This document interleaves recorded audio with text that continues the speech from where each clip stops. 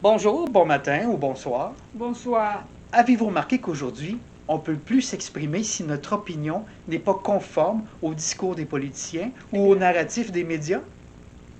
Depuis quand est-ce que penser ou avoir l'esprit critique ou même se poser des questions est mal? Hein? Obéir. C'est naturel de se poser des questions. Pourtant, il y a de plus en plus de libres penseurs qui se font bannir des réseaux sociaux et même de YouTube juste parce que ce qu'ils disent, ça ne se conforme pas à ce qu'on voudrait qu'on dise. Exactement. Ou se faire ridiculiser. On dirait que penser aujourd'hui est devenu un acte de terrorisme. Ben, moi je vous dis, si vous avez la chance de regarder cette vidéo, prenez pas de chance puis enregistrez-la parce que demain, elle pourrait avoir disparu.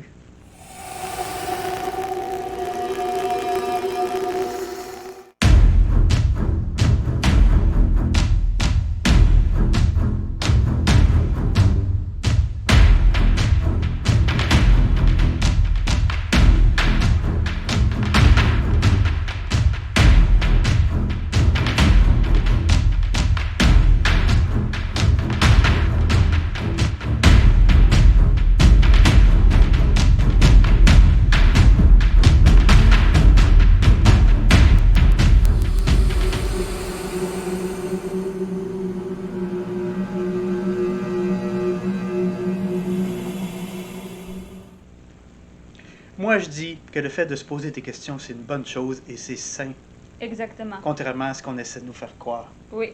Depuis le début de la crise du COVID, je me suis posé des questions. Comme par exemple, comment ça se fait que notre premier ministre, Justin Trudeau, qui a été averti dès janvier 2020 par les forces militaires canadiennes de la gravité de la situation en Chine, comment ça se fait qu'il a mis 2 longs mois avant de se décider à fermer les frontières? C'est bonne question. Ce qui a permis à 50 000 personnes en provenance de la Chine d'entrer au pays et de circuler librement dans la population. Exactement.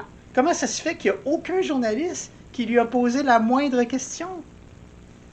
Dans un premier temps, Sue, as-tu remarqué que tout le monde s'accordait pour dire que porter le masque était absurde et inutile? Ouais, j'ai attendu le médecin, tout le monde. Les experts médicaux étaient d'accord Exactement. que c'était non seulement inutile, mais contre-indiqué et potentiellement dangereux pour la santé. Exact. L'usage du masque en population générale n'est pas recommandé et n'est pas utile. Porter un masque en population générale, ça ne sert à rien. Il est nécessaire de porter un masque si on a des symptômes ou en milieu de soins pour se protéger contre quelqu'un qui est malade.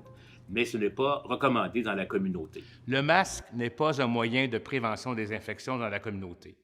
Et après, environ 3 mois plus tard, tout le monde a changé d'opinion en même temps, partout dans le monde. Tout le monde en même temps change d'opinion pour dire que, ah, finalement, le masque est une bonne idée, selon les mêmes experts médicaux. Quoi? Où est la logique? J'ai commencé à me poser de sérieuses questions. Moi aussi. Et puis, on a eu des discours qui ressemblaient à ceci. Nous sommes en guerre. Quoi? En guerre?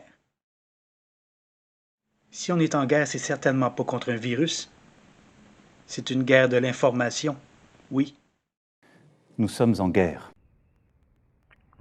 Et sous, il y a aussi le fait que depuis le début de la crise, le président des États-Unis, Donald Trump, n'a jamais pris la situation au sérieux. Il est allé même jusqu'à dire que le coronavirus était rien d'autre qu'un canular orchestré par les démocrates.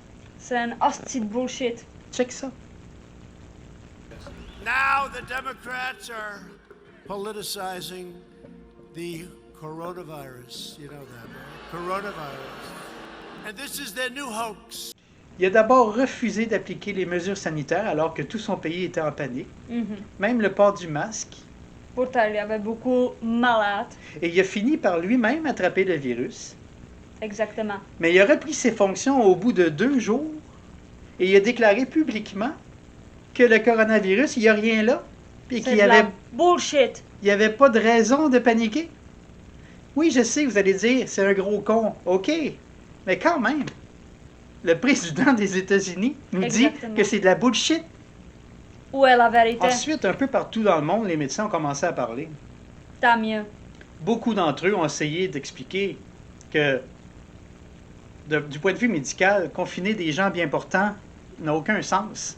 Il faut parler. Sais-tu, Sue, que pendant les pires épidémies de l'histoire, comme la peste noire, on n'a jamais confiné de gens bien portants. On Exactement. confinait les malades pour les empêcher de contaminer le reste de la population. Mais oui, ça c'est bien logique. Mais aujourd'hui, on essaie de nous faire croire que la seule chose à faire, c'est de confiner tout le monde. Pourquoi posez-vous aux questions? Et il y a des médecins qui ont commencé à expliquer que, oui, il y a d'autres traitements complètement sécuritaires et très efficaces, comme la fameuse hydroxychloroquine, Exact. qui était utilisée depuis des dizaines d'années pour traiter d'autres coronavirus que le COVID-19, Oui, sans jamais la moindre polémique, sans jamais de problème et à peu près sans effet secondaire. Mais du jour au lendemain, ce médicament-là a été déclaré dangereux. Voyons donc. Voyons pourquoi? donc. C'est vraiment bonne question. C'est pas normal. Tout ça pour l'argent. Encore aujourd'hui, il y a un médecin qui a essayé de parler avec passion d'un médicament prouvé, efficace. Check ça. And I want to talk about that we have a solution to this crisis. There is a drug that is proving to be of miraculous impact. And when I say miracle, I do not use that term lightly. And I don't want to be sensationalized when I say that. That is a scientific recommendation based on mountains of data that has emerged in the last 3 months. Mountains of data have emerged from many centers and countries around the world showing the miraculous effectiveness of ivermectin. It basically obliterates transmission of this virus. If you take it, you will not get C'est sick. évident qu'il reste juste le vaccin comme solution finale, alors que c'est pas le cas du tout. Exact. Vaccin qui est peut-être dangereux. Oui, parce qu'on dit que c'est une nouvelle technologie Exact. qui modifie notre ADN. Avez-vous pensé à ça? Voulez-vous que votre ADN soit modifié? Voulez-vous être modifié pour être moins humain? Et vos enfants? Et les enfants de ces enfants? Et le masque obligatoire pour les enfants? Je défie quiconque de justifier cette décision d'un point de vue médical. C'est impossible. La seule raison qui explique un tel geste, c'est de vouloir affaiblir le système immunitaire des prochaines générations pour les rendre dépendants aux vaccins et aux médicaments. Et ça, ce n'est pas une décision guidée par la santé, mais juste par le profit. Il y a eu une manifestation à Montréal contre le fait que le port du masque soit obligatoire pour les enfants.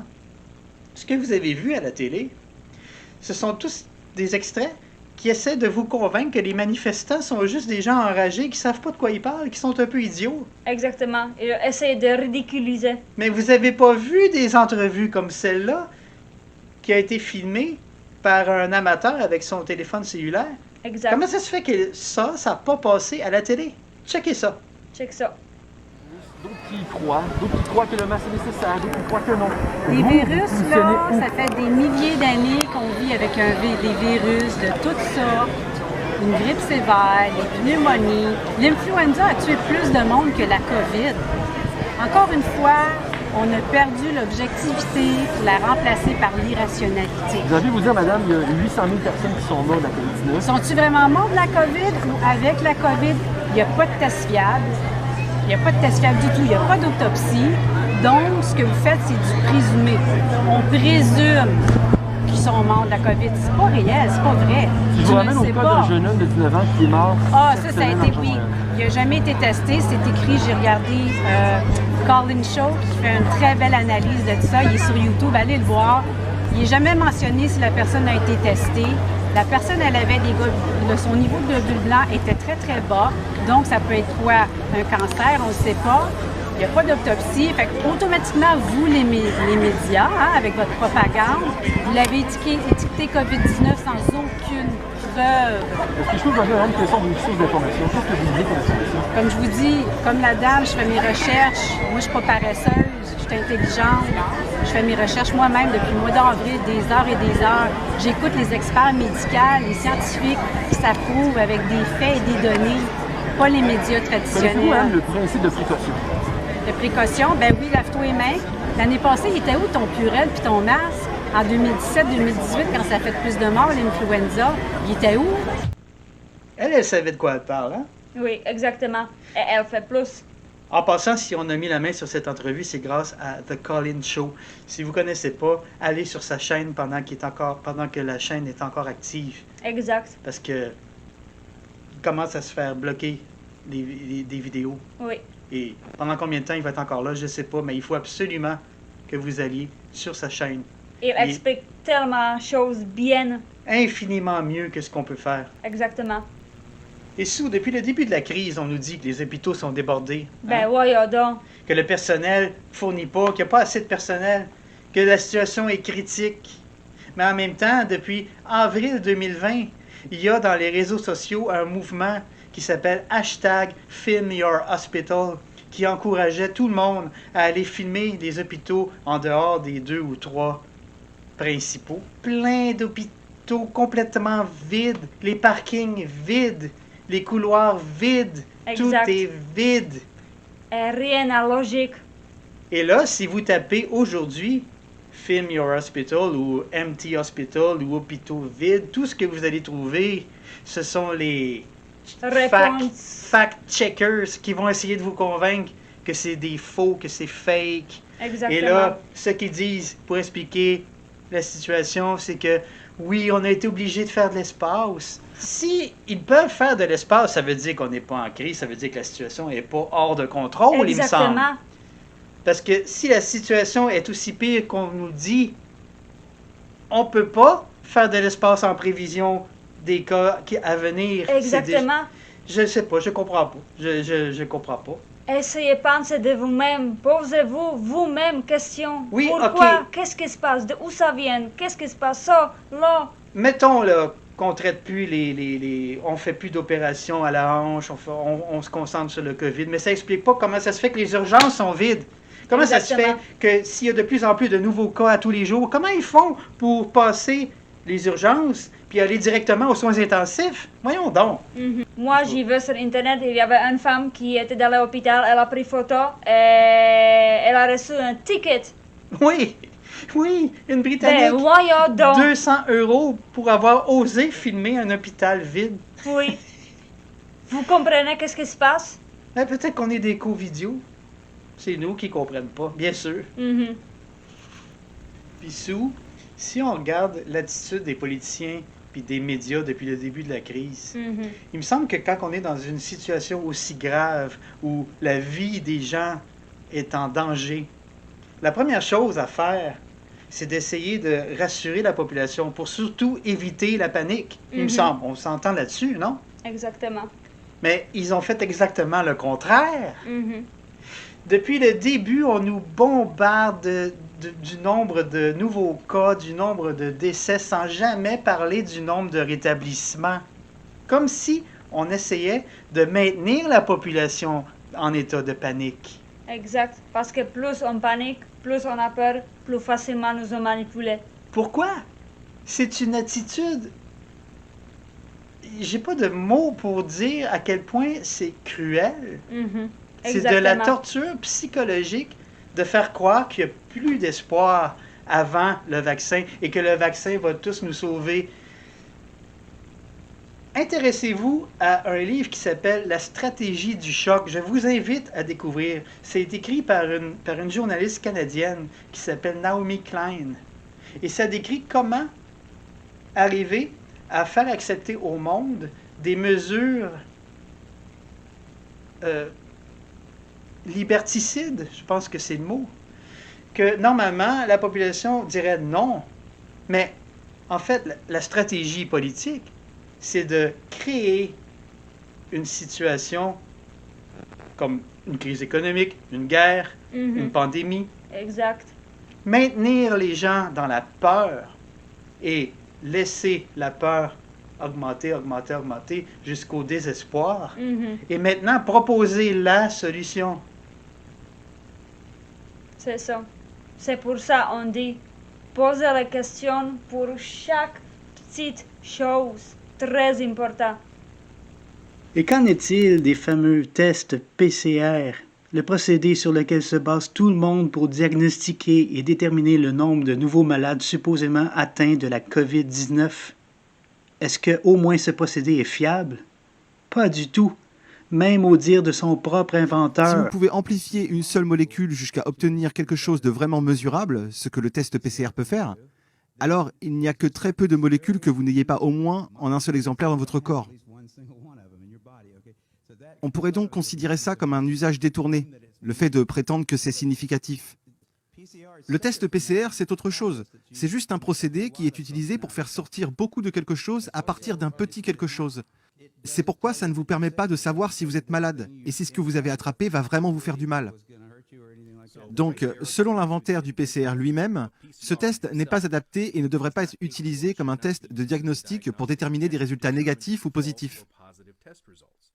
Pourtant, c'est le test standard utilisé dans le monde entier pour faire un diagnostic. Et sur la base de ces résultats, le gouvernement impose les restrictions liées au Covid dans le monde entier. Pour moi, ça ressemble à une imposture.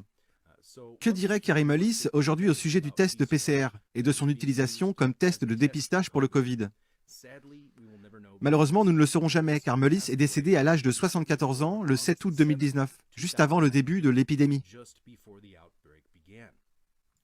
Cause officielle du décès, pneumonie.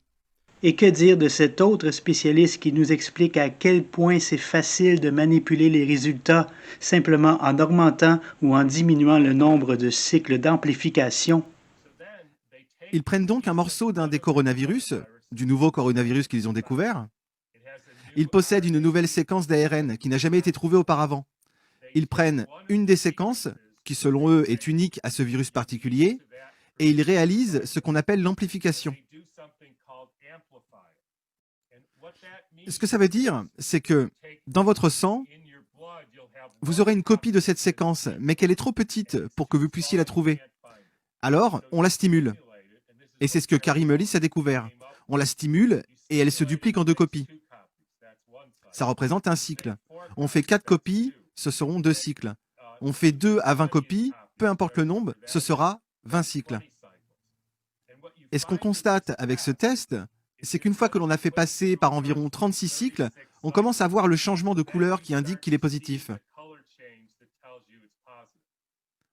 Donc si vous faites 35 cycles, c'est encore trop petit pour le voir. Si on le fait 40 fois, on commence à observer beaucoup plus de positifs.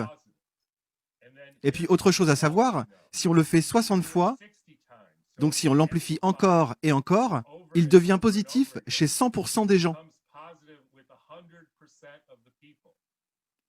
Je répète, si on l'amplifie 60 fois, ce sera positif chez tout le monde.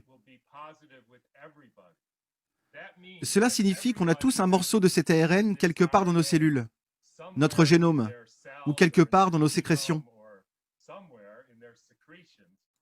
Il suffit juste de l'amplifier suffisamment. Et le problème est que nous ne savons pas combien de faux positifs ou de faux négatifs il y a, parce que nous n'avons rien avec lequel le comparer. Tous les tests biologiques ont des faux positifs. Donc, si on teste 30 millions de personnes et qu'on a un taux de positif de 1%, alors 300 000 personnes seront par définition testées positives. Et on aura une épidémie.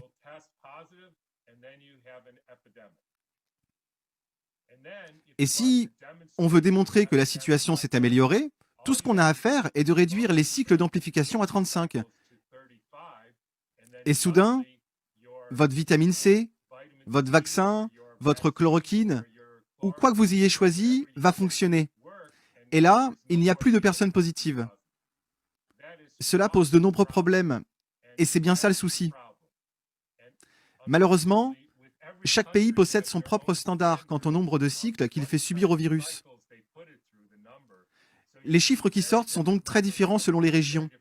Cela est en fonction du nombre de cycles d'amplification sur lequel ils s'appuient pour standardiser leurs tests. Et j'espère que tout le monde comprend ici que nous sommes face à une situation délirante. Sue, savais-tu, toi, que la Suède a refusé le confinement? Ah ouais? Ils ont pas confiné là-bas.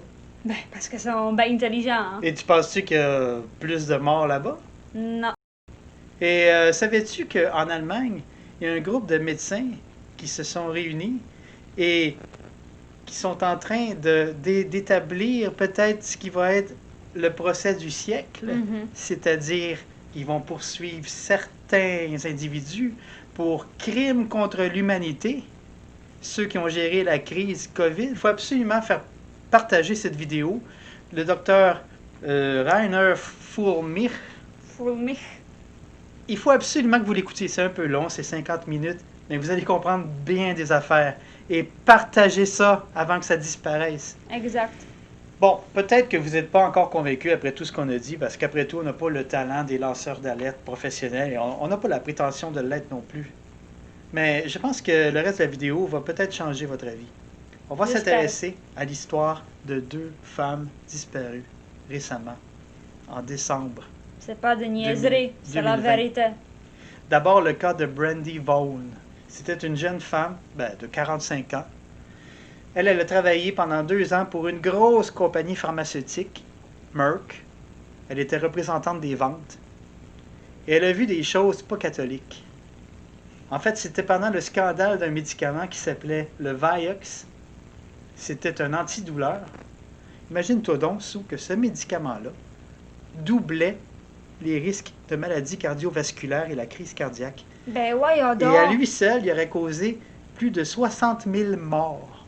Imaginez-vous, c'est quoi ce délire? Et Brandy a vu que la compagnie était au courant et souhaitait continuer les ventes parce qu'il faisait trop de profit. Mhm. Complètement dégoûté. En passant, le médicament a fini par être retiré des ventes, mais après avoir causé 60 000 morts. Complètement dégoûté, Brandy a quitté son emploi. Elle s'est exilée pendant 8 ans en Europe. Et c'est là qu'elle a vu que le système de santé européen n'avait rien à voir avec le système de santé en Amérique. Ouais. Et là, quand elle est revenue, elle a fondé une organisation à but non lucratif qui s'appelle Learn the Risk. Elle est devenue une activiste. Elle a consacré sa vie, le reste de sa vie, à éduquer les gens au moyen de panneaux publicitaires, de conférences, de rallyes, de symposiums, pour les éveiller sur les dangers des produits pharmaceutiques et en particulier des vaccins obligatoires, sur leur danger sur la santé et surtout celle des enfants. On regarde un extrait d'une de ces conférences. Oui. Check ça. Because you know what? We are crazy. We are crazy enough to think that we can change the world. We are the ones who have that mission, all of us. We are the army that this world needs so that we see better health and our children have a better world. In fact, this is why I'm here today. I'm crazy for this one. This is my son. And a lot of people say, Brandy, so you worked in pharma. They don't really like it when ex-employees speak out. Why do you do this? You know what? They don't. They don't play nice. But I do this for him. Because he is my world, and I want a better world for him. A world with better health. A world where we have the right to decide what goes into our bodies. Because what more fundamental right do we have than to our health? Pharmaceutical industry, you guys know this. They create customers, cradle-to-grave customers.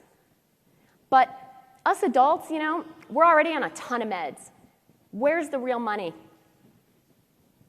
It's in the kids, and it's in vaccines. Because they have created so many diseases and disorders, they're running out. They're running out of ways to make us more sick.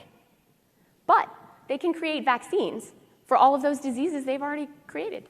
We have 10,000 babies dying of SIDS every year within days of vaccines. This is the first generation of kids that is sicker than their parents, and experts say they will not outlive them. What is going on? Don't look back in 10 years and regret you didn't do more. We need voices, time. Use your money, use your voice. Be a part of this army. Please, now. We don't have time. Today. Don't expect someone else to do it for you. Because every child, every family that has experienced life-altering situation because of vaccines, everyone who has died, it's for them. And it's to save everyone else from that. And that includes your families and your friends. You have no idea who is going to be affected negatively. Because, again, those who have the privilege to know have a duty to act. And everyone in this room needs to make a commitment today. Please be the change you want to see in the world. Please do this. The future of this humanity and this world is counting on us. Et là, Sue, tu dis, oui, ok, c'était intéressant, mais pourquoi je parle de tout ça, hein? Bonne question. Eh bien, figure-toi donc que Brandy, puisqu'elle devenait de plus en plus populaire et avait de plus en plus de followers, Elle a dérangé, hein? elle commençait à déranger et elle a commencé à recevoir de plus en plus de menaces, des menaces de mort. Ben voyons donc. C'est pas des farces. On regarde, elle s'est filmée elle-même. D'abord, elle nous parle d'une intrusion chez elle, alors qu'elle avait un système de sécurité presque infaillible. Oui. On a pénétré chez elle pour tenter de l'intimider. On regarde ça. Mais imaginez-vous. In this fight, I have been under a little bit of heat, and I wanted to document this just in case. And so I'm making this video today to describe the intimidation tactics that have been used against me to try and silence me. So what happened, apparently, is someone opened the door, the front door, went through the front door, picked the lock, and my alarm went off, and they immediately disarmed it with the master code, which nobody had but me. I made sure nobody else had that code, and they disarmed it at the panel with that code. So then 2 days later, I noticed it first through the kitchen window, and it's not something I have ever seen before, but there is a duck.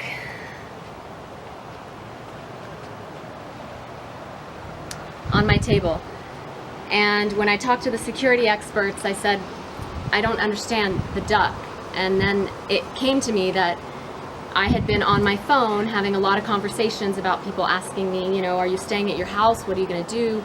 And I used the term repeatedly, well, I'm not staying at my house. I feel like a sitting duck because they can get in at any time. And, you know, I'm a sitting duck. And so that was actually quite disturbing to come home to. Now I have a duck.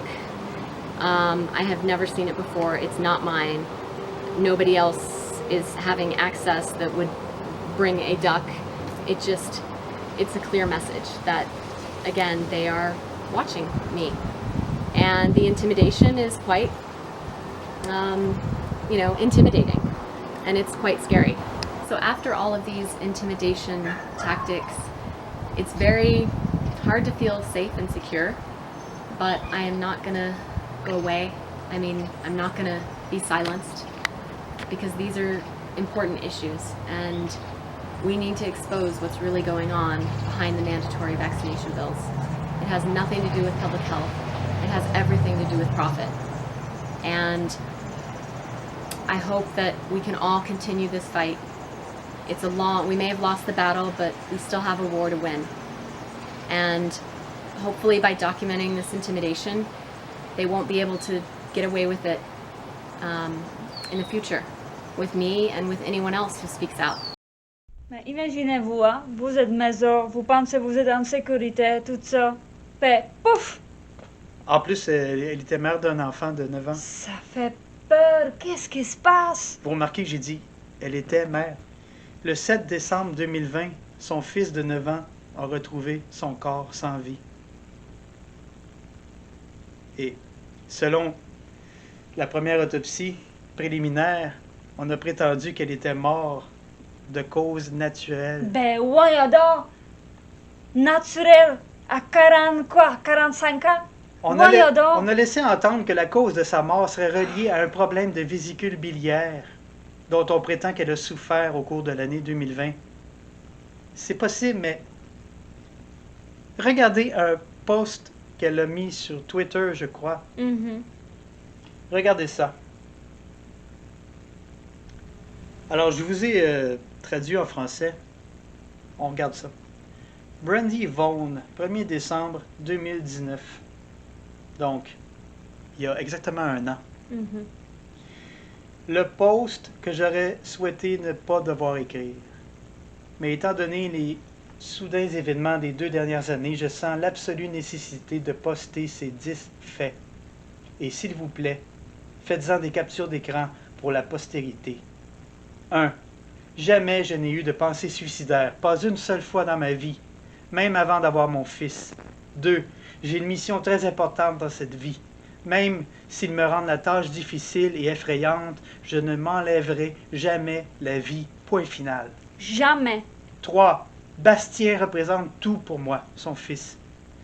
Et jamais je ne le quitterai. Jamais, au grand jamais, j'en ai la garde exclusive et il a autant besoin de moi que moi de lui. Jamais je ne penserai l'abandonner. 4. Je n'ai jamais pris d'antidépresseurs. Je n'ai jamais été diagnostiquée dépressive. Ne croyez pas ça si jamais vous entendez dire cela de moi. Je n'ai jamais consommé de façon quotidienne de médicaments pharmaceutiques et n'en ai pris aucun depuis 10 ans. Et il y a 10 ans, ce que j'ai pris, c'était une pilule un jour. Ni en vente libre, ni par prescription. En d'autres mots, je ne consomme rien qui puisse me tuer de façon soudaine et inattendue. Je n'ai jamais pris de drogue illégale non plus, pas même une seule fois.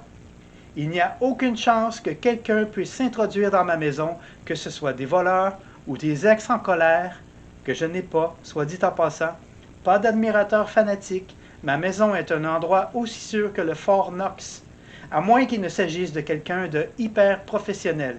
Seul un individu possédant une méthode et un équipement très spéciaux aurait pu forcer l'entrée de ma maison, en neutralisant mon système de sécurité haute performance, comme on l'a fait par le passé, malheureusement.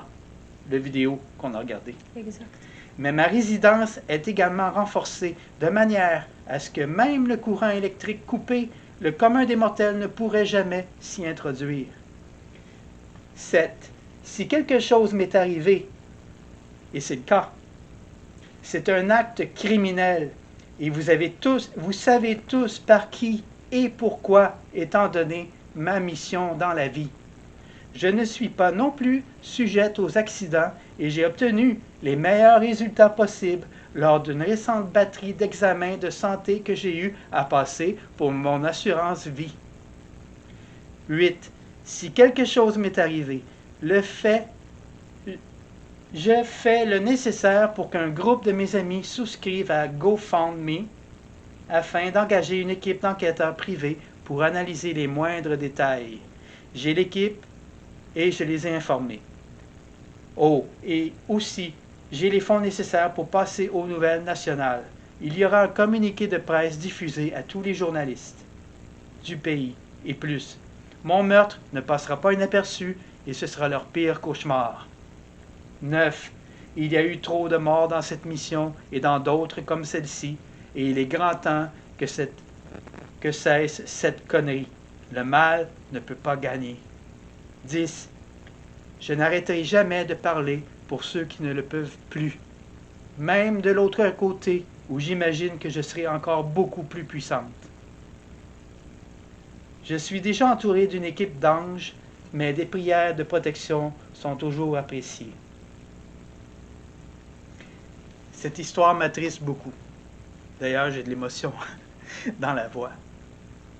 J'espère que ses proches seront assez forts pour faire en sorte que la vérité soit connue de tous, mais malheureusement, j'ai des doutes. J'ai bien peur qu'il en soit autrement et que les monstres derrière cette tragédie ne soient jamais inquiétés et continuent de se mettre les milliards plein les poches tout en nous empoisonnant. D'autant plus que 2 de ses amis proches précisent que malheureusement, l'organisme de financement GoFundMe a mis fin à la collecte de fonds qu'elle aurait demandé, de même que l'équipe d'enquêteurs privés n'a pas pu être mise sur pied telle qu'elle l'avait souhaité. Sue, qu'est-ce que tu penses de l'histoire de cette dame? Je peux plus. C'est tellement triste que... voyons donc. Le doute n'est plus permis, selon moi. Maintenant, on a une autre histoire, tout aussi troublante, Exact. celle de l'infirmière Tiffany Dover. Alors, Tiffany Pontes Dover, âgée de 30 ans et vivant en Alabama, faisait partie d'un groupe d'infirmières de l'hôpital Memorial CHI de Chattanooga, au Tennessee, qui s'était porté volontaire pour recevoir le vaccin anti-COVID de Pfizer en direct à la télévision, histoire de rassurer la population puis de dire, regardez, il n'y a aucun danger. Sauf que 17 minutes après la piqûre, alors qu'elle parlait à la caméra en direct, elle a commencé à se sentir étourdie et elle s'est écroulée au sol, alors qu'elle était toujours filmée en direct. On regarde ça. Oh, I'm sorry.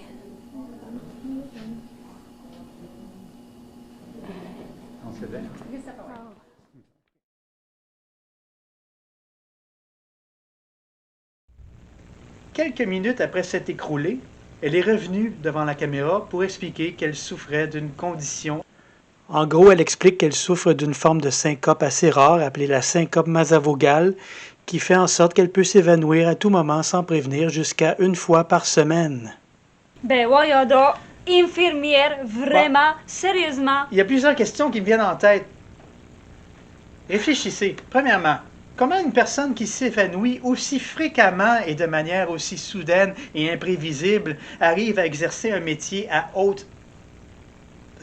stress, à haute responsabilité comme celui d'infirmière gestionnaire? Exactement. Et en plus, dans un lieu de travail situé à plus de 3 heures de route de chez elle, parce que j'ai regardé.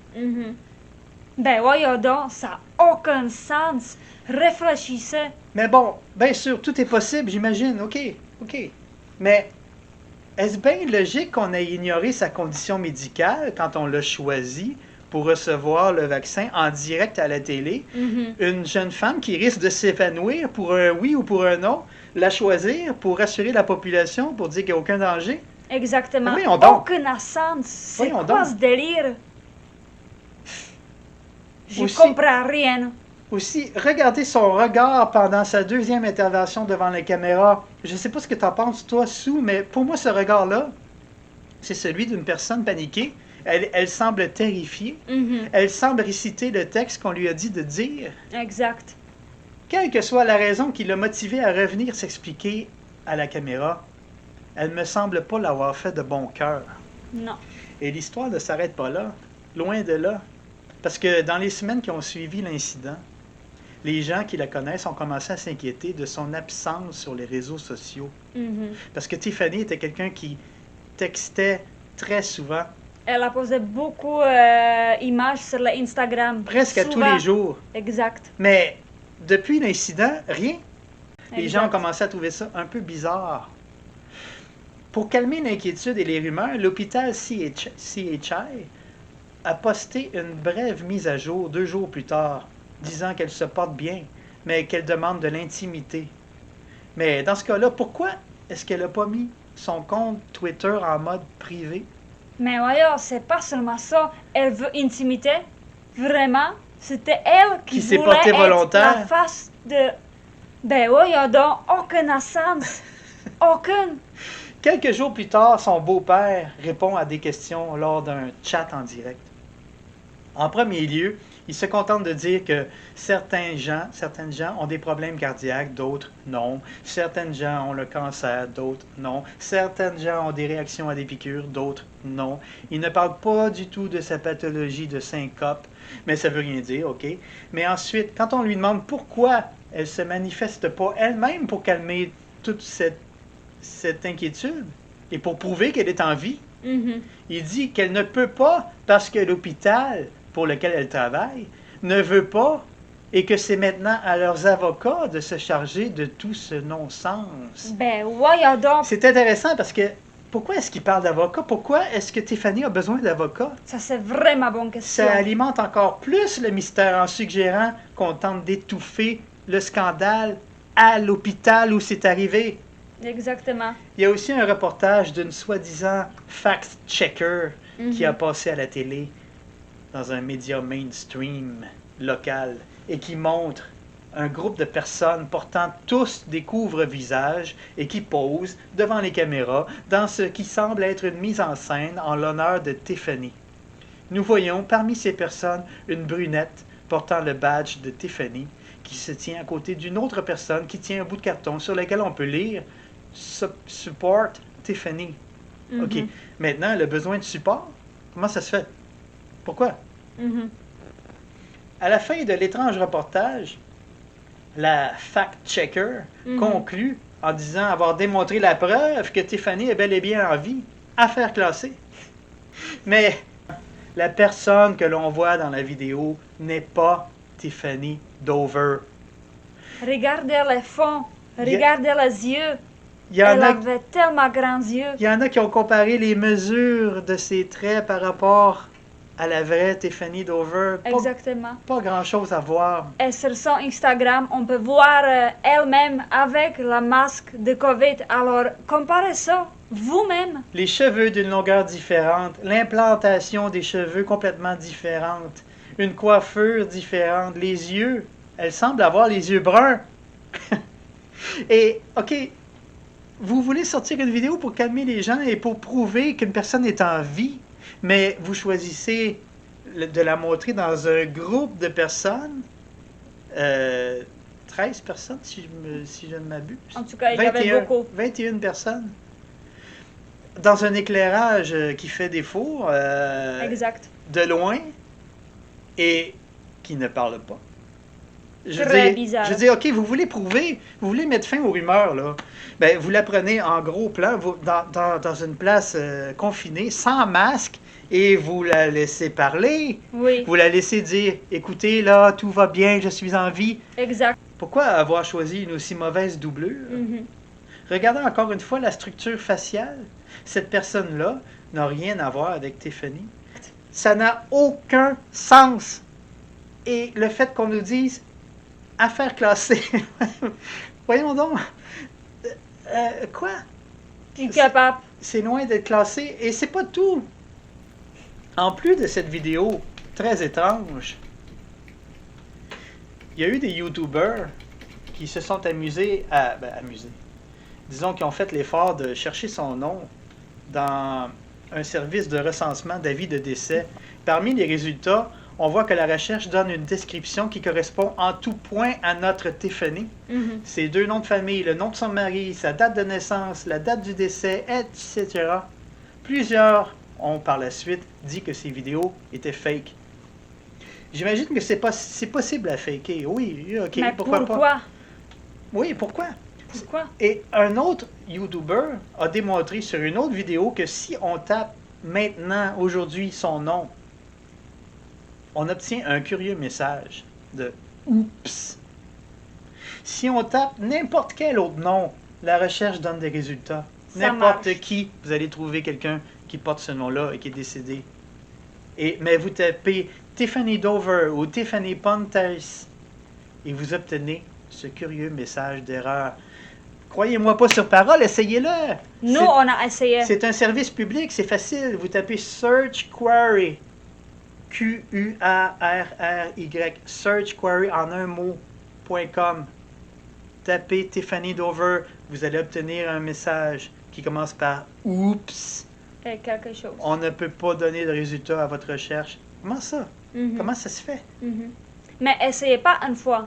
Essayez 6 fois. Essayez son nom, autre nom, son nom, autre nom. Vous allez voir. Vous allez voir.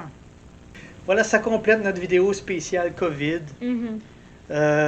Dites-nous vos commentaires. Si vous avez aussi des histoires semblables, dites-le nous. On veut les connaître. Les photos, vidéos, tout, envoyez-nous. S'il vous plaît, on fera une deuxième partie avec plaisir.